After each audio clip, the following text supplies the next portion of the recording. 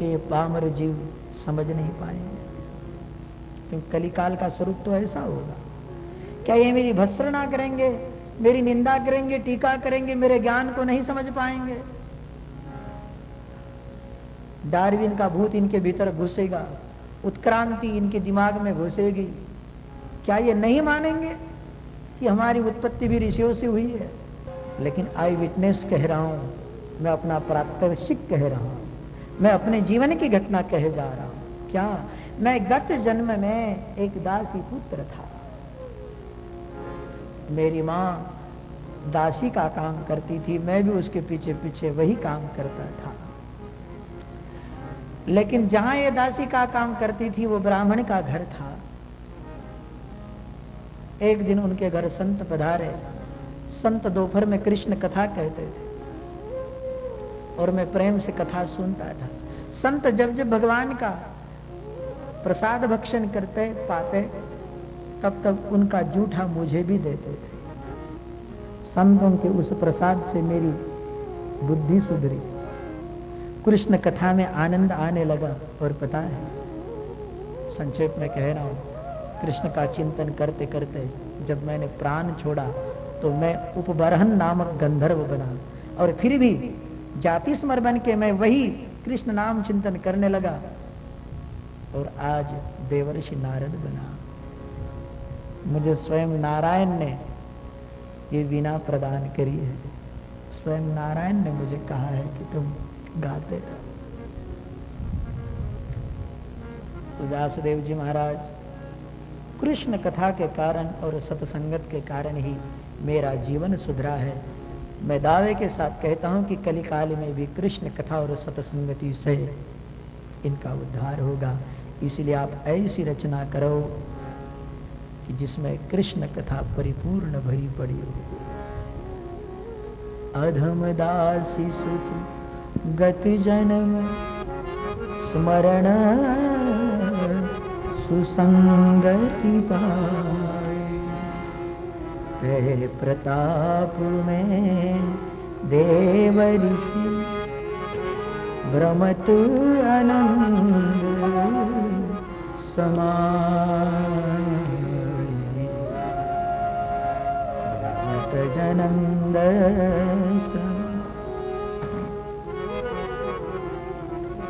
और नारद जी के मंत्रणा से व्यास जी ने श्रीमद् भागवत की रचना की। 18,000 श्लोकों में रचना हुई, 12 उसके स्कंद। इसका प्रचार कौन करेगा? और इसलिए व्यास जी महाराज तपस्या के फल स्वरूप भगवान श्री भोलेनाथ शंकर जी महाराज प्रकट हुए और कहा कि मैं तुम्हारे घर स्वयं पुत्र रूप में आकर अवतीर्ण होऊंगा, जन्म लूंगा और आपकी भागवत का मैं प्रचार करूंगा। वे ही भोलेनाथ, ज्ञान की देवता, वैराग्य स्वरूप परमात्मा शिव शुक बनकर व्यास जी के घर पधारे। भाव और प्रेम से शुकदेव जी का जय जयकार करिए। बोलिए शुकदेव जी महाराज की जय। शुकदेव जी महाराज पधारे और जन्मतः जिन्हें वैराग्य था। 12 वर्ष तक माता के उदर में बैठे रहे और बड़े ध्यान पूर्वक जब बाहर आए गर्भ से बाहर तब उनके नेत्र बंद थे। वे प्रवृत्ति को देखना ही नहीं चाहते थे। उन्होंने बाप को बाप तक नहीं कहा, न माँ को माँ तक कहा। एक वृक्ष के नीचे जाकर बैठे और वहीं अपनी आत्मा में सबको समाविष्ट करते हुए ध्यान लगाकर बैठे। व्यास जी महाराज शोक करने लगे कि मैंने प्रभु को पुत्र मांगा था भागवत के प्रचार के लिए और ये तो ध्यान योगी बनकर बैठे। कैसा होगा? कहते हैं कि सुखदेव जी महाराज जी की वृत्ति इतनी विचित्र बन चुकी थी बस पूरे विश्व को आत्मा में रमन किया हुआ सा महसूस करते थे। एक स्त्रियों के प्रसंग से भागवतकार ने उस घटना को स्पष्ट किया। स्त्रियां नग्न नहा रही थी, 16 वर्षीय शुक को देखा, लेकिन उन्होंने वस्त्र नहीं बदले या लज्जा का अनुभव नहीं किया। लेकिन 60 साल के व्यास जब उनको देखा तो वे लज्जित हुई और उन्होंने अपने वस्त्र पहन लिए। व्यास ने पूछा कि मेरा जवान बच्चा तुम्हें दिखा और तुम लज्जा का एहसास नहीं, तुम तो मेरे सामने बिटिया की भांति हो, मेरी बच्चियां, और तुम्हें लज्जा। तो उन स्त्रियों का उत्तर रहा कि महाराज, अभी तुम्हारे मन में स्त्री और पुरुष का भेद है, लेकिन शुक के मन में कौन स्त्री और कौन पुरुष, इतना भी भेद नहीं। तो ऐसे वैरागी सुखदेव जी महाराज एक वृक्ष के नीचे जाकर बैठे। कहते हैं कि व्यास के अन्य शिष्य वहां गए, महाराज क्या हम सुखदेव जी को लौटा लाए? बोले असंभव, कैसे लाओगे उन्हें? बोले इसी भागवत के द्वारा हम लाने का प्रयास करें।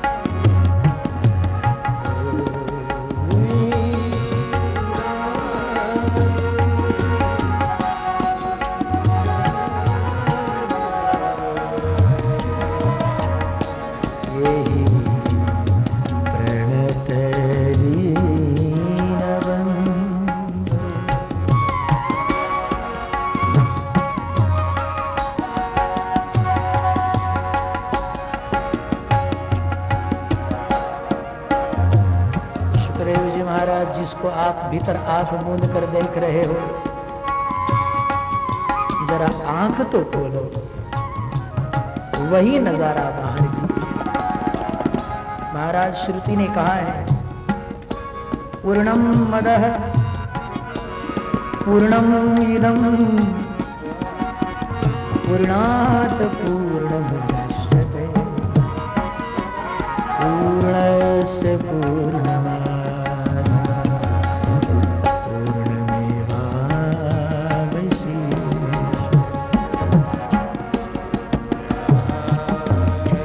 महाराज श्रुति देवी ने कहा है कि वो यदि पूर्ण है, पूर्णम मदः, तो उसके बनाए हुए भी पूर्णम इदम, वह यदि पूर्ण है तो इदम सर्वम पूर्णम अस्ति। महाराज आंख को खोलो तो देखो, तो नजर खोलो और नजारों को देखो, वही वही है। लेकिन सुखदेव जी ने अपने नेत्रों को नहीं खोला। तब भागवत के 10वें स्कंद के श्लोक को व्यास शिष्य गाने लगे। बरापीरम नटवर वपु कर्णयो कर्णिकारं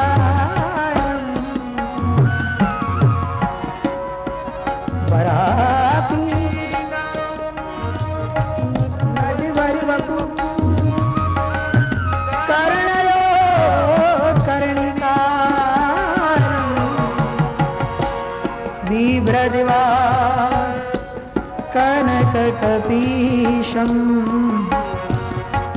वैजयन्ती च वैजयन्ती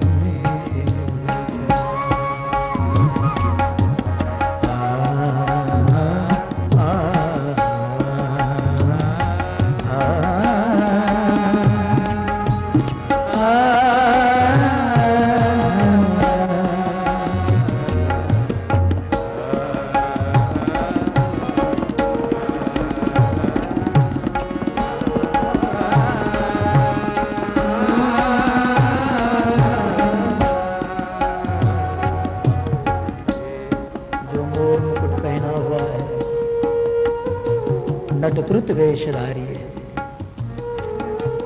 वैजंती की माला जिसके गले में शोभा पाए,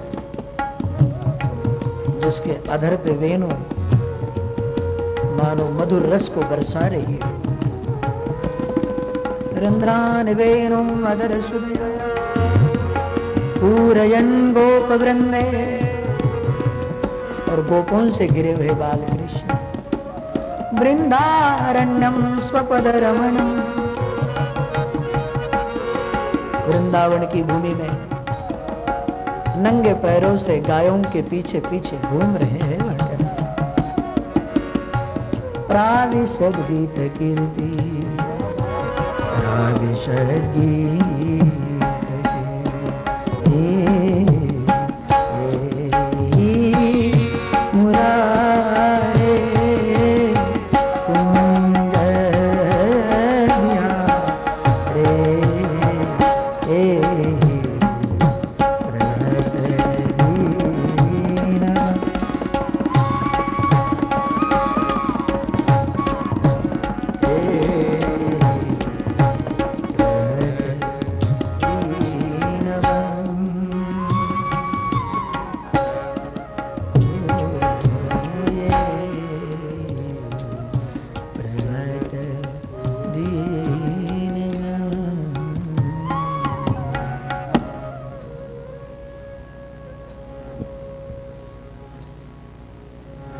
कर्ण को मधुर लगने वाला वह श्लोक व्यास शिष्यों ने सुना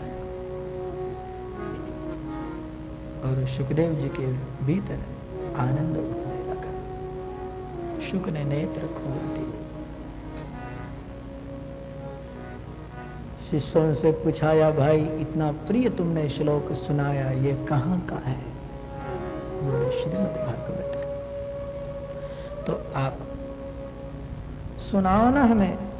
तो बोले सुनो, यही आपके पिताजी व्यास है और इन्होंने बनाया ये श्रीमद् भागवत है, जो आपको अमृत के समान लगा है। और यदि आप सुनना चाहते हो तो बैठिए, आपके पिताश्री आपको एक कथा सुनाएंगे।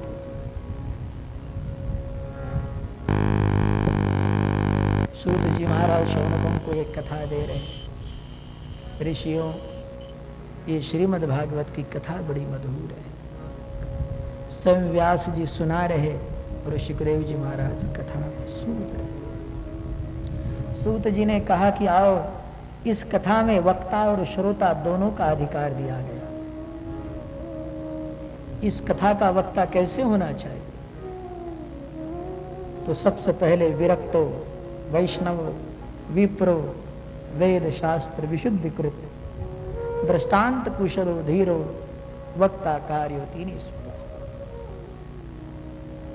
भागवत कथा का वक्ता कैसे होना चाहिए? तो सबसे पहला गुण विरक्त। विरक्त यानी उसमें खून नहीं होना चाहिए, रक्त रहित, यह अर्थ नहीं। रक्त का मतलब होता है राग, आसक्ति, आसक्ति रहित हो, अपने मस्ती में गाए, कृष्ण का दर्शन करता हुआ गाए, वो वैष्णव हो। वैष्णव उसका नाम है जो सबकी सेवा करता है लेकिन अपनी सेवा किसी को न देता हो, यही वैष्णव की व्याख्या है। विश्वी व्यापनोति ही सा विष्णु तस्य अनुचरः सा वैष्णवा। जय जय भेटे भूत ते ते मानी जय भगवान, हाँ भक्ति योग निश्चित जान। वैष्णव जन तो तेने कहिए, पीर पराई जानी रे। वैष्णव जन तो तेने कहिए, पीर पराई जाने रे।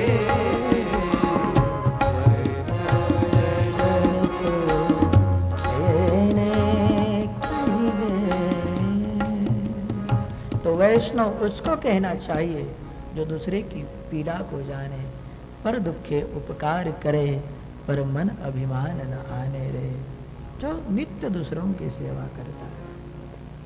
बहुत सुंदर प्रमाण दिया, वही वैष्णव है। विष्णुमय जग वैष्णवांचा धर्म, भेदाभेद भ्रम अमंगल. जो दुसऱ्याला क्षमा करतो हे वैष्णवाचं लक्षण आहे. म्हटलं दुसऱ्याची चूक पाहतो हे वैष्णवाचं लक्षण नाही. क्षमा करतो. आपलेच दात आणि आपलेच ओठ, जीभ दाताने चावली, कोणी बत्तीशी ताडली? जिभेनं मदत केली आणि मदत करता करता दाताने कचकन चावा घेतला जिभेला, मग काय दात पाडून टाकावे? आपलेच दात आपलेच ओठ. तद्वत क्षमावान ये वैष्णव का लक्षण होता है. तर श्रीमद भागवताचा वक्ता कसा असावा? आसक्ती रहित, तो वैष्णव असावा. वेद शास्त्र विशुद्धीकृत, तो जे बोलेल त्याला वेद आणि शास्त्राचं प्रमाण असावं. त्याने अधूनमधून दृष्टांत द्यावे. अशा पद्धतीचा श्रीमद भागवताचा वक्ता असावा. श्रोता कसा असावा? त्याची पंचशुद्धी झालेली असावी. अन्नशुद्धी, मनशुद्धी, द्रव्यशुद्धी, आत्मशुद्धी आणि वंशशुद्धी, ही पंचशुद्धी झालेली असावी. आणि म्हणून अन्नशुद्धी आमची स्वाभाविक होते. अन्नशुद्धी, द्रव्यशुद्धी, मनशुद्धी आणि आत्मशुद्धी, या चारही शुद्धी भागवतात आपोआप होतात. कारण इथे आपण काहीतरी दान देत असतो ना. भागवतामध्ये आलो, इथे माहीत नाही, पण आमच्या तिकडं देहातात कथा होतात ना, तर धान्य सोबत आणतात. काही थोडं फार का होईना धान्य आणतात, गहू असो तांदूळ असो ते. कारण દાનથી ધનની શુદ્ધિ થાય અને ધ્યાનથી મનની શુદ્ધિ થાય છે. दान केल्याने द्रव्य शुद्धी होते आणि इथे आपण दान देतोच, त्यामुळे द्रव्यही शुद्धी होते. आपण अन्नदान दिलं तर अन्नशुद्धी होते. आणि जेव्हा जेव्हा नाम संकीर्तन होते तर तेव्हा आत्मचिंतन होते. अथवा जेव्हा जेव्हा असे काही वचन आम्हाला सांगण्यात येतात की आपण आपल्या आत्म्याकडे बघायला लागतो की खरोखर आपण असं व्हायला पाहिजे होतं, तर ही आत्मशुद्धी होते. आता वंशशुद्धी, रजवीर्याचा संस्कार हा थोडा विचित्र असतो. आणि ही वंशशुद्धी, याला स्वभावज दोष म्हणतात. ते जाणे कठीण जाते. तुम्ही पहा, कधी कधी असं वाटते की का हो महाराज हे पोट्ट भल्लं तुफान करते. मग आपण सांगतो जरा असं मोठं झालं म्हणजे सुधरण. मोठं झालं तरी तसंच असते. मग का हो महाराज अजूनही काही फरक होतो? अजूनही नाही सुधारलं काय? म्हातारपणी सुधरण. म्हातारा झाला तरी नाही सुधारलं, तसंच त्या तसं. मग का हो अजून नाही सुधारलं नाही? मग तो म्हणे बाबाजी असा जित्याची खोळ मेल्याशिवाय जात नसते. म्हणजे जे कधी दुरुस्तच होत नाही त्याला वंशदोष, रजवीर्याचा संस्कार. आणि म्हणून चाणक्य म्हणतो सुशिलो मातृपुण्य आणि दुःशिलो मातृदोषे, पितृदोषेन मूर्खता. बुद्धीचं चातुर्य हे पित्यापासून प्राप्त होत असते आणि स्वभावाची देण हे मातेपासून प्राप्त होत असते. आपला स्वभाव जसा असेल हे पित्यापासून भेटलेली त्या वीर्याचा प्रभाव समजावा. आणि स्वभावाची देण ही रजाची देण मानावी, मातृत्व संस्कार समजावा. आणि या दोन दोषांनी आपल्या जीवनाचं नियमन होत असते. आणि म्हणून श्रेष्ठ साधकाने, ज्याला साधक मानायचं असेल तो हे दुरुस्त करू शकतो. डोंगरेजी महाराज म्हणायचे पशु केवळ आपल्या स्वभावाला दुरुस्त करू शकत नाही, पण मनुष्य करू शकतो, पशु नाही. इसलिए सत्संग सुनते हो तो अपने स्वभाव को समझ ले. त्याला वानवण्याला काही कारण नाही. आपण वानवतो की नाही नाही असं पाहिजेच असते, नाही तर लोक तर कच्चं खाऊन टाकतील, असं ना, तसं समजू नकोस. हा नक्कीच आपल्या स्वभावाचा दोष आहे. हे जर आपल्याला समजू आलं तर व्यक्तीच्या वंशाचीही शुद्धी होऊ शकते. आणि म्हणून वंशशुद्धीचं दान देण्यासाठी कौरव पांडवांच्या जीवनाची ती लांब कथा ऐकविली, महाभारती युद्ध ऐकवलं आणि स्वतः कृष्णाची बहीण सुभद्रा आणि सुभद्रेचा पुत्र अभिमन्यू. सुभद्रेचा विवाह अभिमन्यू. अभिमन्यू हा पुत्र होतो. अभिमन्यूचा विवाह उत्तरेशी होतो आणि त्या उत्तरेचा पुत्र हा परीक्षिती. या पद्धतीने अध्यायांचा म्हणजे जिथे कृष्णाचा. दुसरी गोष्ट ही सांगितली की जेव्हा अश्वत्थाम्याने पांडव वंशाचा सर्वनाश करण्यासाठी ब्रह्मास्त्र संधान केला, द्रौपदीचे 5 पुत्र तरी आणि पहिल्यांदाच मारून घातले होते आणि उत्तरेच्या गर्भामध्ये ही पांडवाचा वंश आता पालत आहे आणि म्हणून त्या गर्भावर सोडला, तेव्हा उत्तरा हाय कृष्णा म्हणून ओरडू लागली. तर भगवान श्रीकृष्ण गर्भामध्ये प्रवेश करतात आणि ज्याने त्या परीक्षितीचं रक्षण केलं, गर्भामध्ये संरक्षण केलं. परीक्षितीचा जेव्हा जन्म झाला तेव्हा परीक्षिती अशी चिंतन करीत होते, प्रतीक्षित होते की माझी गर्भात रक्षा कोणी केली असेल आणि म्हणून त्याचं नाव परीक्षित ठेवण्यात आलं. किंवा ज्याची परीक्षक वृत्ती नव्हती, बस परीक्षित होता.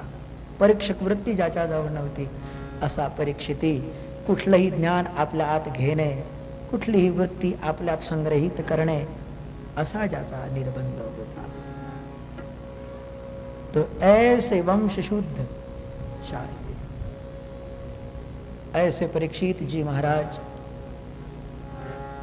इस कथा के उत्तम श्रोता बने. महाराज जी कह रहे, सूत जी महाराज शौनकों को, ऋषियों को ये घटना सुना रहे. एक बार जब पांडवों ने सुना कि हमारे परमात्मा निज धाम को पधारे हैं, तो पांडवों ने स्वर्गारोहण की यात्रा की और हस्तिनापुर की गादी पे परीक्षित को अभिषिक्त कर दिया गया. परीक्षित जी महाराज अभिषिक्त बने. इरावती के संग विवाह हुआ, कृपाचार्य पुरोहित बने, 3 अश्वमेध यज्ञ किए. और जब परीक्षित जी महाराज दिग्विजय की यात्रा करने को निकले तब वही कलयुग इनको दिखाई दिया, लेकिन अब और भी विचित्र वेश में. गाय और बैल के जोड़े को ये पैर मार रहा था. पग मार ही गो वृषभ जोड़ा, पग मार ही गो वृषभ जोड़ा, पग मार ही गो वृषभ जोड़ा. ऐठी रहबू जन्मग ते तोड़ा, पग मारही गो वृषभ जोड़ा, पग मारही गो वृषभ जोड़ा. गाय और बैल दोनों के जोड़ों को पैर मारा. और वृषभ ये धर्म का प्रतीक है. गाय पोषिका शक्ति है और इसलिए भारतीयों ने गायों की सुरक्षा को जो महत्व दिया, क्योंकि गाय पोषिका है. दोनों को मारा. गाय पृथ्वी स्वरूप है.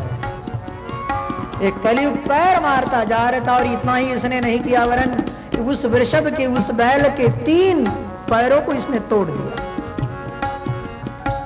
सत्य, दया, पवित्रता, ये 3 पैर इसने तोड़ दिया और केवल एक ही पैर पे कलयुग जिंदा है जिसका नाम है दान.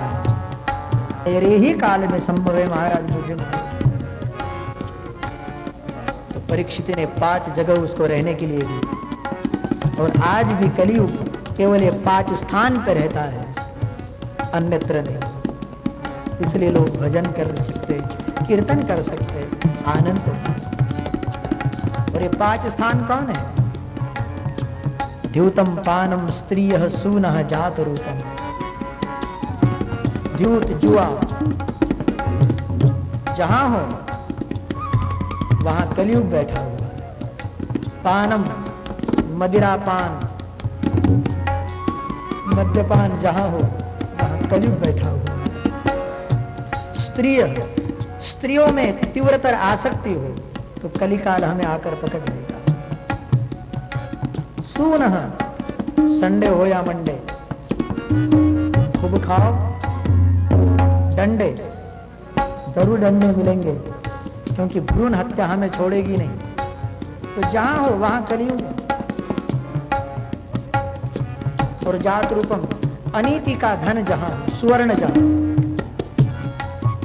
ये 5 स्थान पे आसक्ति बताई गई है। जुआ खेलो तो आप आसक्त, भले ही बर्बाद हो जाए लेकिन आसक्त रहेगी। मदिरापान भले ही आपको लगे कि छोड़ना चाहिए लेकिन आसक्ति लगी रहेगी। स्त्रियों में भले ही स्त्रियां हमें चाहे जो कहे बोले, अपमान हो जाए लेकिन आसक्ति बनी रहेगी। हिंसा में भी वही बात रहेगी और सोने में भी उतनी ही आसक्ति रहेगी।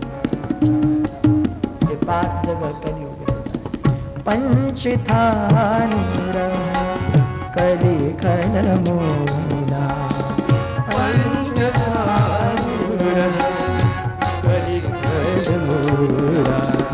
जेहि बिहार बहु उपजे सूला, उपजे सूला। निधि सा निध निध मद मद मगरे,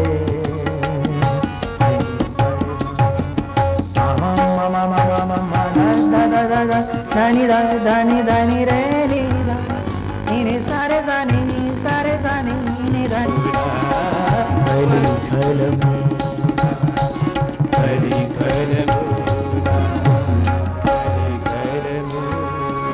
पंच स्थान के कलिकाल का वास्तव बताया गया। ये 5 जगह स्थित और कहते हैं उसी परीक्षित में जिस कलियुग को ये 5 स्थान दिए, एक दिन अपने धन भांडार को देखते हुए जब परीक्षित जी महाराज निकले तो एक मुकुट उनको बहुत भाया और वो मुकुट था जब भीम ने जरासंध को मारा तो ये मुकुट उसी जरासंध का था जो लाया गया था। हालांकि विजयश्री का मुकुट था लेकिन था तो किसी राक्षस का, था तो किसी अनीतिवान व्यक्ति का। इसलिए धर्म बहुत सूक्ष्म है।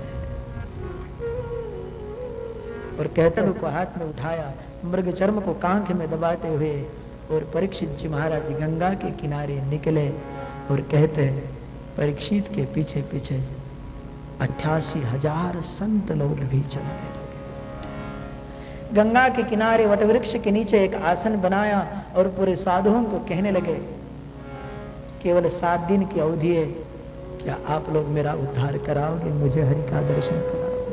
संतों ने कहा देव काही बाजारचा भाजीपाला नाही, 7 दिवसात अनेक जन्म संसिद्ध सतोयाति पराम गति, 7 दिन में तुम्हें मिलेगा। और जब निरुत्तर हो गए तब परीक्षित जी महाराज व्याकुल होने लगे कि अब मेरा उद्धार कौन करे। और जब चेला, अब जब शिष्य की व्याकुलता बढ़ती है तभी गुरु महाराज अस्तित्व से प्रकट हो जाते हैं। और यही हुआ है परीक्षित के प्रति। शुकदेव जी महाराज 16 वर्षीय प्रतिमा वहां प्रकट होने लगे, आवाहन करने लगे, परीक्षित मत डरिए, मैं आया हूं। और ते अवसर बर सुख सुचि आए भूपति परीक्षित परम प्रभु स्वागत की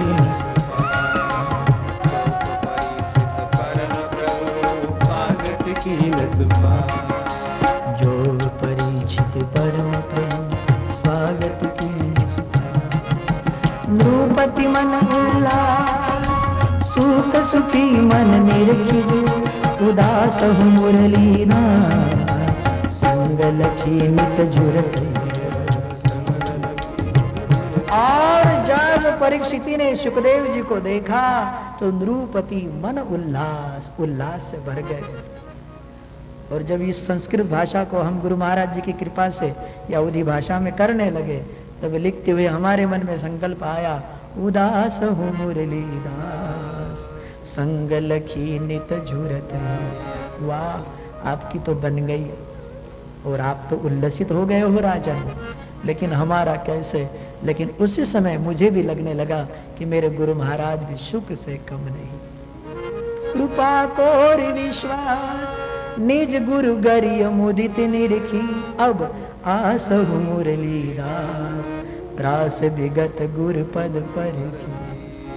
जब हमने देखा अपने गुरु महाराज जी के चरणों को देखा, आप भी